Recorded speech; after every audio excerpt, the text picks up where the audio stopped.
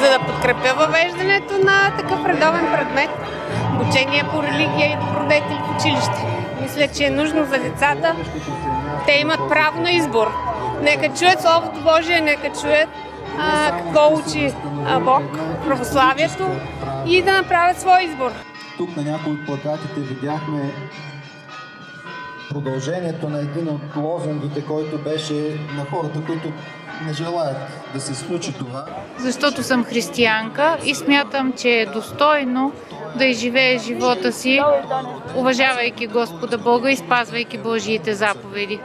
И с неговото въвеждане отново в редовната програма не само ще се възстанови историческата правда. Правилно е да се изучава вероучение в училищата. Затова съм тук. Това ще даде сила на българския народ и на българската държава да стои по-добре пред Бога. Техните свети ученици и всички труженици на родната ни просвета. Този кратък период, 45 годишен на атеизъм, чисто исторически е най-краткият в историята. Да вярваш в абсолютно нищо и да нямаш ценности също.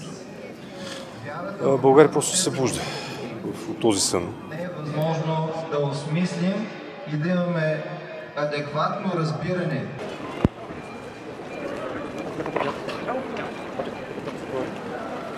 На къде ни води днес шествието и какво искаме да постигнем с него? Ясно е заявено, искаме да изразим нашата подкрепа за въвеждането в предмета с работно наименование добродетели и религии в редовната програма.